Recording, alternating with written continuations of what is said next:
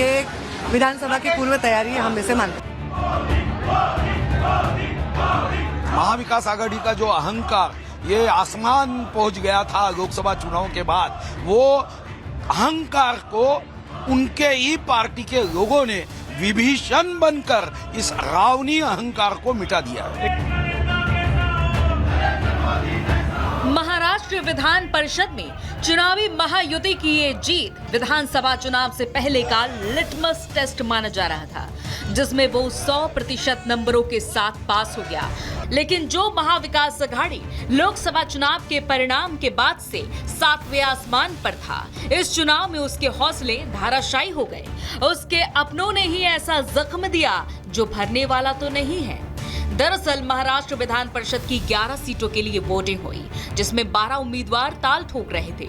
लोकसभा चुनाव के परिणाम से गदगद एनडीए इस चुनाव में भी एनडीए को पटखनी देना चाहती थी, लेकिन शरद पवार की अगुवाई में महाअघाड़ी की तमाम कोशिशों के बावजूद महायुति यानी एनडीए ने विधान परिषद की 11 सीटों में से 9 सीटों पर कब्जा कर लिया।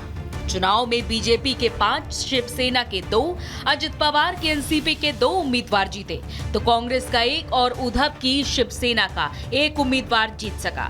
चुनाव में शरद पवार को बड़ा फैक्टर माना जा रहा था, लेकिन शरद पवार जिस उम्मीदवार को सपोर्ट कर रहे थे वो खुद चारों खाने चित हो गया, और ऐसे में आगामी विधानसभा चुनाव दिलचस्प हो गया।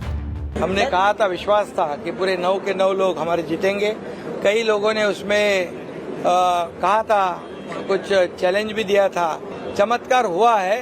महायुति के जितने हमारे विधायक हैं उन्होंने तो वोट दिया ही, उनको मैं धन्यवाद देना चाहता हूं। लेकिन महायुति के काम पर, विकास पर अन्य पार्टी के लोगों ने भी हमें सपोर्ट किया, उनका भी मैं अभिनंदन करता हूं। जो लोग ये कह रहे थे कि हमारी सीटें गिराएंगे, उनके भी वोट हमारे उम्मीदवारों को मिले हैं। एक अप्रत्याशित इस प्रकार की जीत आज हमको मिली है, और मेरा विश्वास है ये जीत का सिलसिला ऐसा ही जारी रहेगा, और आने वाले विधानसभा के चुनाव में प्रधानमंत्री मोदी जी के नेतृत्व में हम लोग, हमारी महायुति फिर एक बार महाराष्ट्र में सरकार बनाएगी। एनडीए की इस जीत से ज्यादा चर्चा अब महाविकास आघाड़ी के उन विधायकों की हो रही है जिन्होंने चुनाव में क्रॉस वोटिंग की, जिसका फायदा महायुति को मिला। हालांकि शरद पवार का चुनाव नतीजों पर कहना है कि वो इस पर ज्यादा नहीं सोचते हैं, बल्कि आगे बढ़ने पर ध्यान देते हैं। निश्चित रूप से महायुति की हमारी 9 की 9 सीट चुन के आई, नवरत्न हमारे चुन कर आए हैं।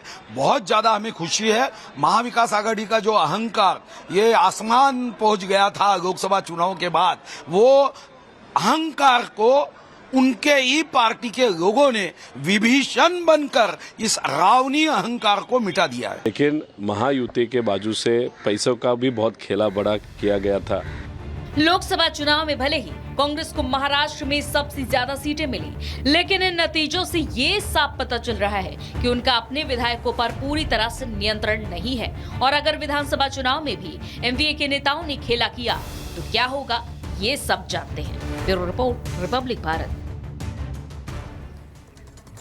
एक काली गुड़िया और पूरे मालदीव में हड़कंप मचा हुआ है। ये कहा जा रहा है वहां के राष्ट्रपति से नजदीकियां बढ़ाने के लिए वहां के एक मंत्री ने ये तंत्र टोने इसका सहारा लेना शुरू कर दिया है, जिसकी बहुत चर्चाएं मालदीव्स में है। एक रिपोर्ट देखिए।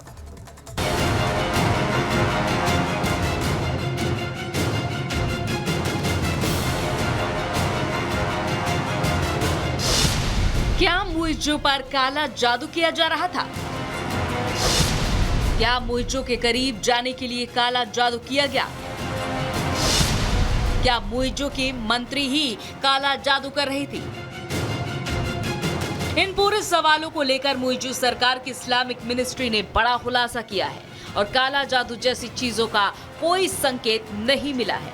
दरअसल पिछले दिनों मुइज्जो सरकार में उस वक्त हड़कंप मच गया था जब तत्कालीन मंत्री फातिमा शमनाज को गिरफ्तार किया गया था। शमनाज पर आरोप लगा था कि मालदीव के राष्ट्रपति मोहम्मद मुइज्जो के करीब जाने के लिए उन्होंने काला जादू किया था।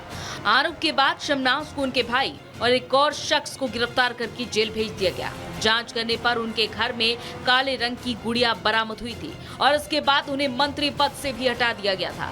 पुलिस ने जांच के दौरान शमनाज के घर की तलाशी ली। जांच में पुलिस को मोबाइल फोन, बालों का गुच्छा और एक हार बरामद हुआ। पुलिस को जांच में एक टैग भी मिला था जो एक ऊनी गुड़िया थी। इसके बाद मालदीव में काली गुड़िया से जादू की खबर फैल गई थी, लेकिन अब इस्लामिक मिनिस्ट्री ने इस पर सफाई जारी की है और काले जादू की बात से इनकार किया है।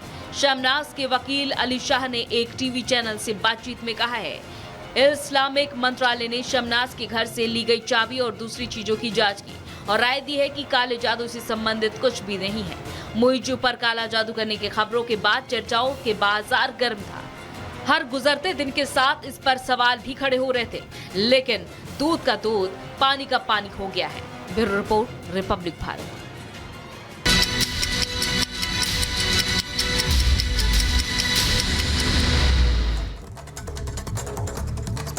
और चलिए रुक करते 2 मिनट में भारत का सोनीपत में मुठभेड़ वाली जगह की नई तस्वीरें सामने आई।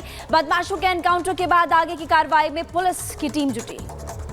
3 शूटर्स पर हरियाणा पुलिस ने रखा था कई लाख रुपए का इनाम। हिसार के कई व्यापारियों से 5 करोड़ की फिरौती मांगी गई थी।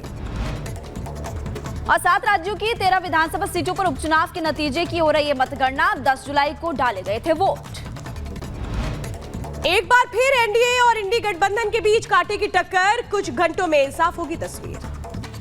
और पूजा खेटकर के माता पिता के खिलाफ एफआईआर दर्ज। किसान की शिकायत पर कुल 7 लोगों के खिलाफ एफआईआर दर्ज। जमीन विवाद में किसान को धमकी दी थी। ट्रेनी आईएएस की मां के धमकाने वाले वीडियो पर पुणे एसपी पंकज देशमुख का बयान। कहा, घटना 1 साल पुरानी।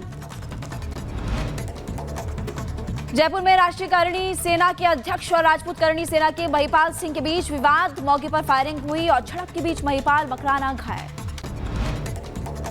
एसडीजी की कसौटी पर खरा उतरा उत्तराखंड। देश में अव्वल नंबर पर आई देवभूमि। सीएम धामी ने प्रदेशवासियों को दी शुभकामनाएं। और देहरादून में रेडियो एक्टिव डिवाइस मिलने से सनसनी। मामले में 5 आरोपी गिरफ्तार, पूछताछ जारी।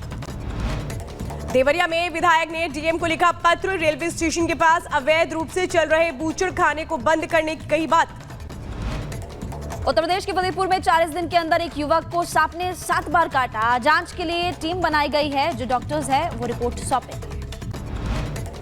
ग्रेटर नोएडा में पुलिस को मिली बड़ी कामयाबी। सुंदर भाटी गिरोह का शार्प शूटर संदीप गिरफ्तार। ग्रामीणों ने पुलिस कर्मियों पर किया पथराव।